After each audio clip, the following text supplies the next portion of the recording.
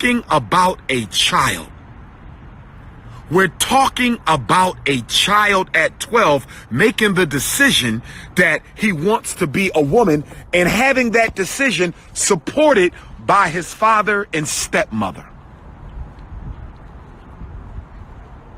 I'm concerned about that. It's the age, Dwyane and Gabrielle. It's just the age, y'all. I'm not hating on y'all. I'm not condemning y'all. I'm just saying I think y'all letting him move too quick, too soon.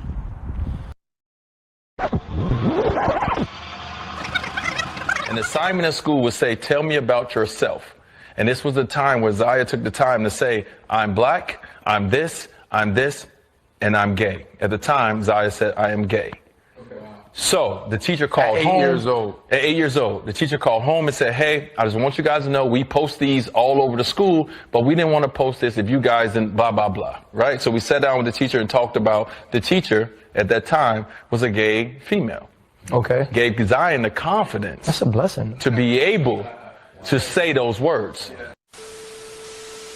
So, Boosie, all the people who got something to say, Jay Boogie who just came out, all the people who got something to say about my kids, I thank you because you're allowing the conversation to keep going forward. Because you know what? You might not have the answer today. I don't have all the answers, but we're growing from all these conversations. So I thank everybody for even hating and starting those conversations, because those conversations are starting other conversations that we need to have and that's happening out there. So I don't hate it. I'm going to say this, bro. Hey, you're a real life G, D-Wade, bro. Because that could have been a whole nother damn 30 minutes about what you just said. Just on the journey from finding out from Zaya saying, Dad, this is who I am, to seeing D-Wade on talk shows, D-Wade being a champion for his, not only for his daughter, right, but for anybody who looks, being a champion for his, not only for his daughter, right, but for anybody who looks at Zaya and says, you know what, that's what I hope to have. Growing up in the city of Chicago, in the hood, you're told that boys do this. Boys play football, boys play basketball, boys play baseball, boys date girls, whatever the case may be. You're told this is what you do, right? So I'm no different. I'm raised that way. I'm in the locker room. I say all the things that everyone is saying. I'm not sitting up here like I have never done or said anything, right, when it comes against the opposite sex. Because I was ignorant, I didn't understand. Right. When it hit my doorstep at 3 years old, like I said, when me and my wife looked at each other, right? And the reason we looked at each other is because of this, you know, as kids, I used to put on heels. I used to do all those things. I try to put on whatever my sisters wear. When all my sisters did, I try to do those things. You know, as kids, I used to put on heels. I used to do all those things. I try to put on whatever my sisters wear. When all my sisters did, I try to do those things. So at first I said to myself, oh no, I did that. So I ain't just doing the things that I did. And then they kept going further and further. And then me and my wife had to look at each other and say, well, what if? And at that moment, everything that I was taught went out the window, because now I'm a parent. And my sole job and my sole responsibility is to make sure that this kid grow up knowing that it's supported and is loved by his father and the other parent, right? That's my only job. And so when it came down to Zaya, at 3 years old, I looked at it and said, okay, D, I looked in the mirror. And now, not only did I look in the mirror, when I went in the locker room, I started changing the way I talked. I started changing how I listened to things, and I started challenging people in a different way. Once I started to ask questions to my white friends, because I've never been, at that time, no one is in the NBA or play basketball has never been openly gay. Right. I've never had a conversation with anybody in our locker room openly in our locker room. So I was ignorant when it comes to this space. So when my child came home at 8 years old, we were living in Chicago at the time. After I left Miami, which we talked about, my child came home. And the reason my child didn't come home, it was an assignment that was done at school. An assignment at school would say, tell me about yourself. And this was the time where Zaya took the time to say, I'm black, I'm this, and I'm gay. At the time, Zaya said, I am gay. So the teacher called At 8 home. years old. At 8 years old, the teacher called home and said, hey, I just want you guys to know we post these all over the school, but we didn't want to post this if you guys didn't blah, blah, blah, right? So we sat down with the teacher and talked about the teacher at that time was a gay female. Okay. Gave Dwyane the confidence. That's a blessing. To be able to say those words.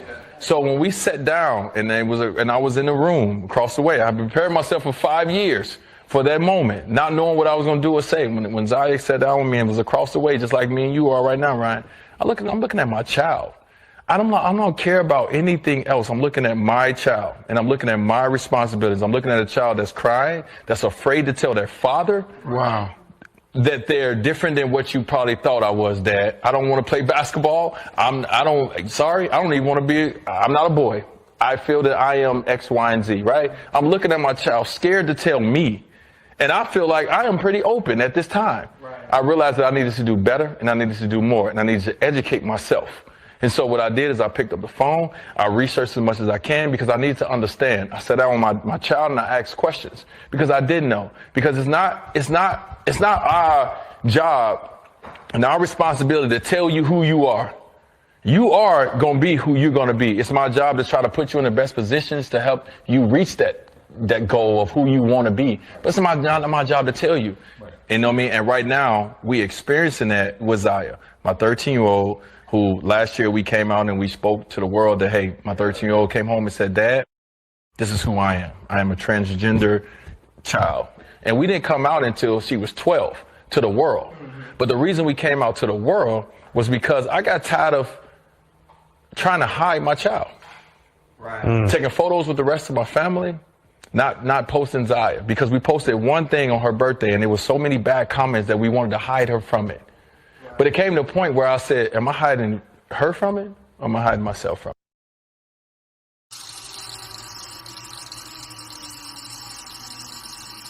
I'm not going to get into the sexuality. Y'all know where I stand. Let's keep it on the level of black parenting. Let's keep it on the level of black parenting. Children, and I have observed this. You're talking to a clinician.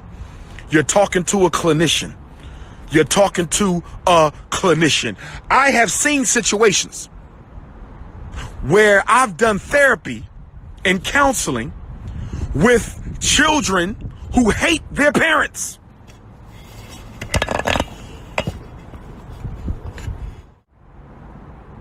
I have a couple Neanderthals listening to my live feed.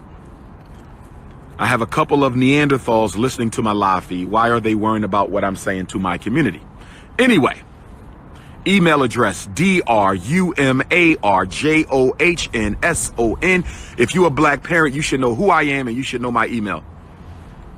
If you're a black parent, you should know who I am and you should know my email, because I am the only certified school psychologist in this country that fights for black children the way that I do. So if you don't know who I am and you got black children, something is wrong. Let's get back on point. Okay. 12-year-old children in our community do not make adult decisions that cannot be reversed. You don't make, I always tell parents in my parenting classes, and if you want to bring Dr. Umar to your city for a parenting class, let me know.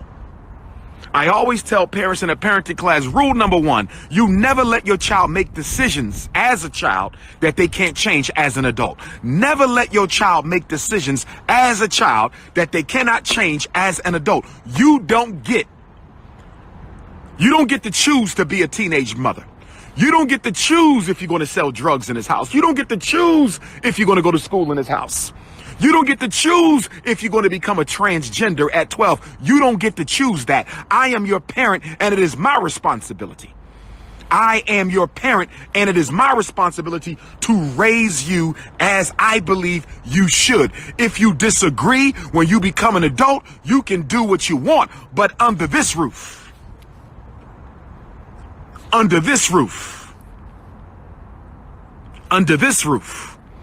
we will do things a certain way. What if he becomes, let's say he goes through this transformation, and I don't know if he's under hormone replacement therapy or not. I don't know if he's under hormone replacement therapy or not. I don't know if he's under hormone replacement therapy or not. But if he's under hormone replacement and he starts getting breasts, and I don't know that this is true, and this could apply to anybody's child, and he's getting breasts and buttocks and hips and voice alteration, okay, and genital transformations, that won't be easy to change. What if he runs into Dr. Umar Johnson when he's 25 and gets conscious? What if he runs into Dr. Umar Johnson when he's 25 and he gets conscious, and then he gets angry at his parents because I should have never been allowed to transform my gender at 12 years old. I should have never been allowed to transform my gender at 12 years old. I should have never been allowed to transform my gender at 12 years old. Block party.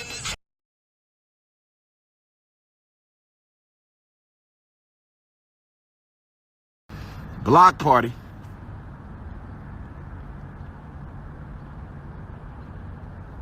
Hold on 1 second. I gotta send a quick message.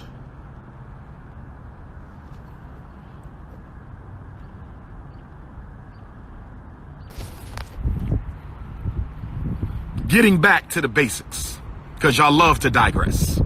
Getting back to the basics. 12-year-olds should not be making decisions like that. Because if he gets older and a young man decides that that was a bad decision, a child can grow to hate their parents for being allowed to make adult decisions. And that's why y'all have to stop that. Y'all have to stop that. Y'all have to stop that, brothers and sisters. My biggest concern is the age of the child. My biggest concern is the age of the child. Now, the painting of the fingernails and wearing the high heels and all this other stereotypically effeminate behavior, that's only skin deep. I don't appreciate it, but that's only skin deep. That's not the main issue here. That's not the main issue here. The fingernails and the high, that's actors do that. Actors will do that. That's not my issue. Because you can be effeminate and not be transgender. See, it's one thing to like other men. It's another thing to want to live as a woman. That's a whole nother hop, skip, and a jump further. It's one thing to be attracted to men. It's something else to want to be a woman. That's a whole nother hop, skip, and a jump further. Now, if he just wanted to be gay, that's one thing. If he just wanted to be gay, that's one thing. Do I support it? No, but that's one thing. We ain't dealing with homosexuality. This is transgenderism. This is not a 12-year-old gay boy. This is a 12-year-old boy who wants to be a woman. Who at 12? What was I doing at 12? Let me tell you what I was doing at 12. 12 years old, I was getting ready to go to the Scotland School for Veterans Children to begin my 8th grade year at 12 years old. Okay? Then I turned 13 at the end of the summer, August 21st. 12 years old, I'm up at Scotland School, Cottage 18, with Monte and Chris and Chuck and who else started with us? All of us who came into Scotland School that year. 13 years old, I was in love with Roxanne Campbell. Shout out to Roxanne, that was my crush in 8th grade. But I didn't really know nothing about no sex. I was attracted to a woman, but I was still a virgin at the time. 9th grade, I was 14. I was in love with Shauna Crutchfield. Shout out to Shauna. And then 10th grade, I met my first love, Miss Waniqua Ridgely. Rest in peace to her. She passed away a couple months ago. But when you're 12 and 13, you still finding yourself. There's no way in hell at 12 and 13. There's no way in hell at 12 and 13 you're going to wake up and say, I want to be a woman. I never had that thought. Most of you never had that thought. Not at no 12 and 13. Now, you might decide to do it at 25 for attention reasons, psychological disturbance reasons, emotional instability reasons. Maybe you want some extra attention like Bruce Jenner or whoever the hell that guy was who became a woman. That's different. We're talking about a child. We're talking about a child. We're talking about a child at 12 making the decision that he wants to be a woman and having that decision supported by his father and stepmother. I'm concerned about that. It's the age, Dwyane and Gabrielle. It's just the age, y'all. I'm not hating on y'all. I'm not condemning y'all. I'm just saying I think y'all letting him move too quick, too soon.